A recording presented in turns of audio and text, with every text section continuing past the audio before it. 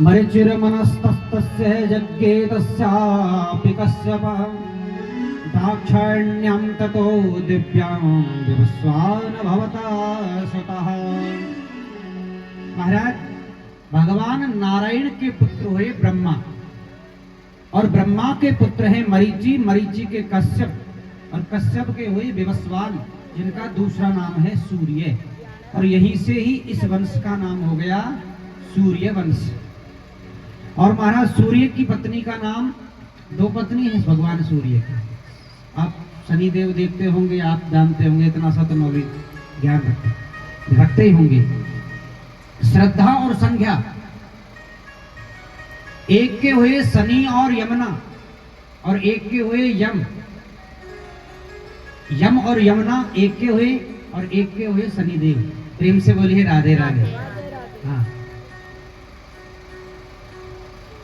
और महाराज, सूर्य के हुए वैवस्त मनु, वैवस्त मनु के महाराज एक पुत्री हुई, नाम हुई इला। एक बार वैवस्त मनु भगवान अपने गुरुजी के पास में गए। गुरुजी से दोनों जने गए, राजा रानी। राजा ने कहा महाराज, तो घर में पुत्र। अच्छा, एक बात और बताऊं आपको, कृष्णवंश और चंद्रवंश, सूर्यवंश और चंद्रवंश, दोनों में क्या अंतर है? बोले, जो सूर्यवंश है राम जी का वंश, उसमें ऐसा कोई भी राजा नहीं है जिसको डायरेक्ट पुत्र हुआ हो। बिना पुत्र कामेष्टि यज्ञ के किसी को भी पुत्र नहीं हुआ। पहले यज्ञ करवाया, फिर पुत्र हुआ। और भगवान कृष्ण का जो वंश है वो और भी विचित्र है। कैसे?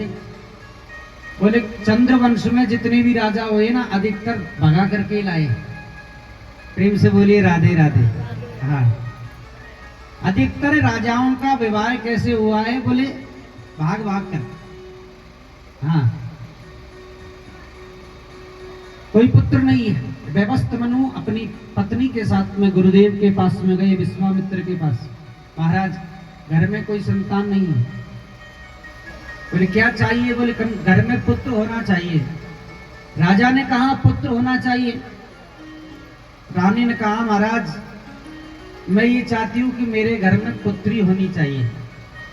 अब राजा के मन में पुत्र की कामना और रानी के मन में पुत्री की कामना। तो महाराज, गुरुजी ने दोनों को ही आशीर्वाद दे दिया। अब जाकर के जो रानी है उसका भाव थोड़ा प्रबल हुआ, इसलिए गुरुजी ने मंत्र बोल दिया पुत्री का, तो घर में हो गई पुत्री। राजा ने कहा, गुरुजी मैंने तो आपको पुत्र के लिए बोला। बोले, इसमें हमारी भाई कोई गलती नहीं है। आपकी रानी ने कहा पुत्री होगी, तो हमने पुत्री का मंत्र पढ़ दिया, इसलिए पुत्री हो गई। बोले, महाराज पुत्र ही होना चाहिए। बोले, कोई बात नहीं। तो राजा ने अपने मंत्रों के द्वारा उस पुत्री को पुत्र बना दिया, तो रानी नाराज हो गई। अब गुरुजी को आया क्रोध। गुरुजी ने कहा कि जाओ, तुम्हारी जो ये पुत्र है, 1 साल पुत्री रहेगी और 1 साल पुत्र रहेगा। आगे चल करके महाराज, जो वही पुत्र का नाम सुधुम्न हुआ। एक बार की बात, सुधुम्न अपनी सेना के साथ में वन में भ्रमण कर रहा था। तो एक क्षेत्र का नाम है इलाखंड, ध्यान देना। इलाखंड क्षेत्र में जाते ही और जितने भी सेना है वो सब स्त्री बन गई, जितने घोड़े हैं सब घोड़ी बन गई। जो सुधुम्न जो राजकुमार है वो भी स्त्री बन गया। अब महाराज, राजकुमार स्त्री बन गया, इसलिए शर्म के मारे अपने नगर में नहीं गया, वहीं वन में ही रहने लगा। राजा परीक्षित ने कहा, प्रभु ये इलाखंड जो क्षेत्र है, इसमें ऐसी क्या खूबी है कि कोई पुरुष जाता है तो स्त्री बन जाता है? आचार्य सुखदेव जी कहते हैं, राजन, ये क्षेत्र भगवान शंकर और पार्वती का भ्रमण स्थल है। यहाँ पर वो क्रीड़ा करते हैं। एक दिन की बात, भगवान शंकर के जंगाओं पर मां पार्वती बैठी हुई थी, क्रीड़ा चल रही थी। इधर से सप्त ऋषि भगवान शंकर से मिलने के लिए आ गए। अब भगवान शंकर के कोई महल मकान तो है नहीं, पहाड़ों में रहते हैं, सीधे घुसे चले आए। अब पार्वती जी को बड़ी लज्जा लगी। पार्वती ने कहा, भोले बाबा कुछ तुम घर बार बनाते नहीं हो, आपका कोई दरवाजा होता नहीं है, जो आता है सीधा ही चला आता है, बोले कोई रोक टोक नहीं, बताइए। हमें तो बड़ी शर्म महसूस हुई। तो भगवान शंकर ने कहा कि कोई बात नहीं देवी, आज के बाद में इस क्षेत्र में कोई भी अंदर घुसेगा वो ही स्त्री बन जाएगा। प्रेम से बोलिए राधे राधे।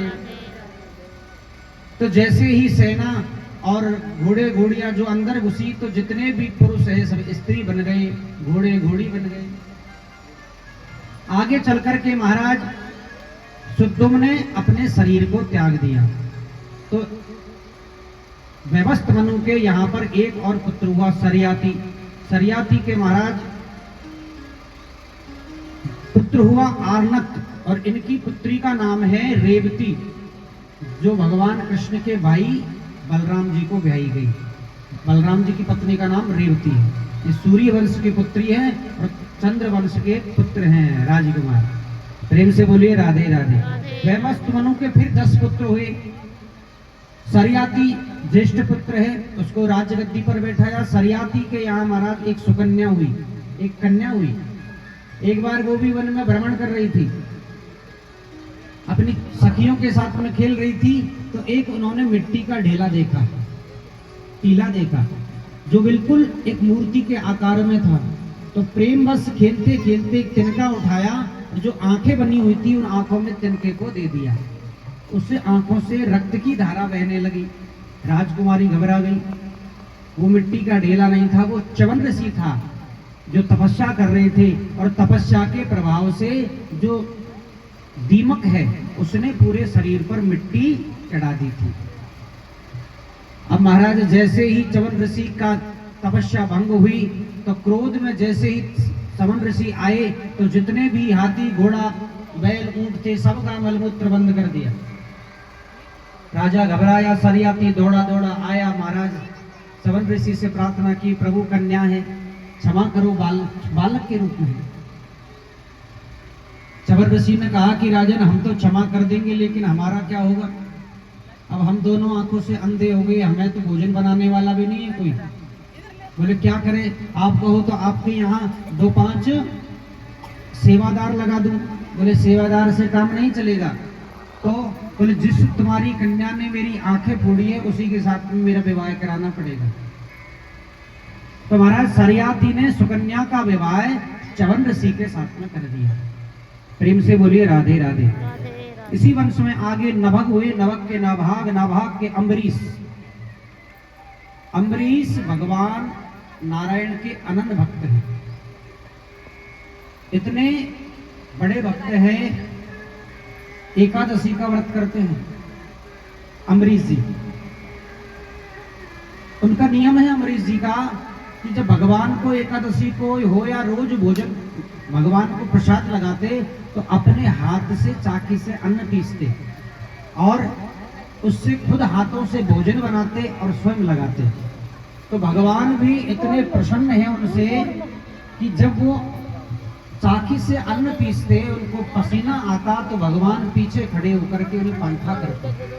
इतने अनंत भक्त हैं।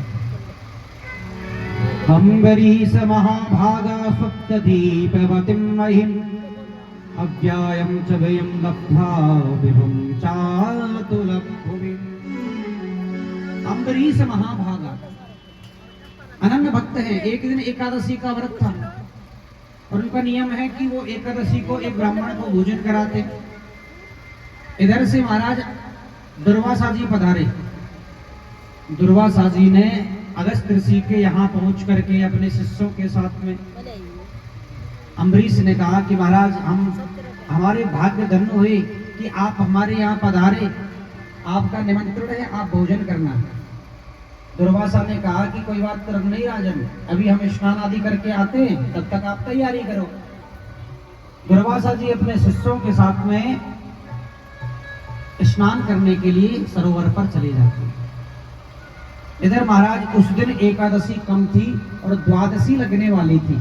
कभी कभी होता है ना कि एकादशी कम होती है, दूसरे उसी दिन द्वादशी लग जाती है। तो राजा ने ब्राह्मणों से कहा कि महाराज ये बताइए कि अब क्या करें। और ये नियम है कि ब्राह्मण को निमंत्रण दे दिया, तो जब तक ब्राह्मण भोजन नहीं करेगा तो हम एकादशी करेंगे कैसे, पारायण कैसे करें। तो ब्राह्मणों ने कहा कि महाराज दूसरा नियम है कि आप ठाकुर जी का चरणामृत और तुलसी दल लेकर के एकादशी का पारायण कर लें, एकादशी व्रत खोल लीजिए, इसमें दोष नहीं लगेगा। फिर ब्राह्मण को भोजन करा करके आप खा लेना। तो महाराज जो अमरीश जी हैं अपने हाथ में ठाकुर जी का चरणामृत तुलसी दल लेकर के लेने ही वाले थे मुख में, इतने में दुर्वासा जी आ गए, क्रोध में हो गए। अरे मूर्ख राजा, तूने हमारा अपमान किया है, पहले निमंत्रण देकर के हमसे पहले एकादशी का व्रत खोल रहे हो।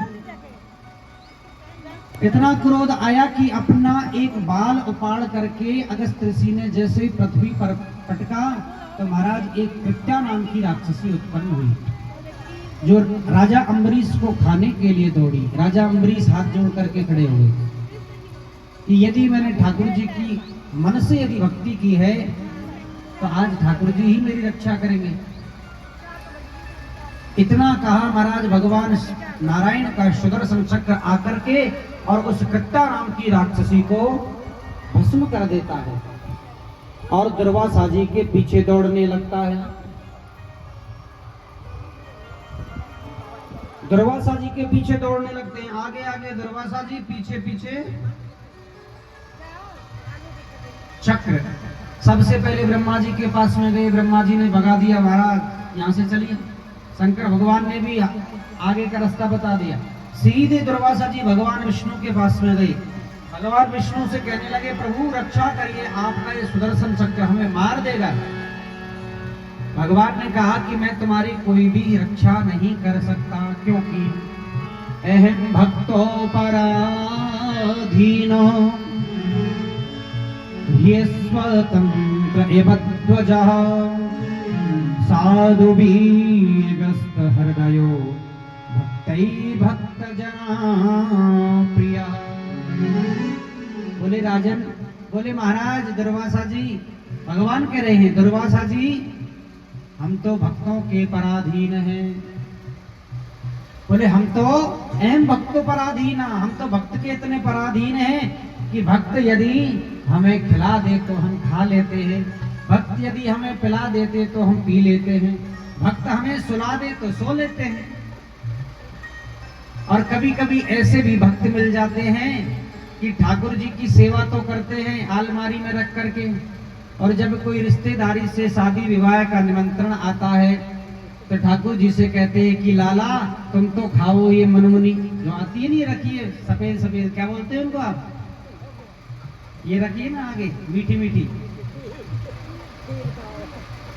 हाँ ये जो आते हैं सफेद सफेद खील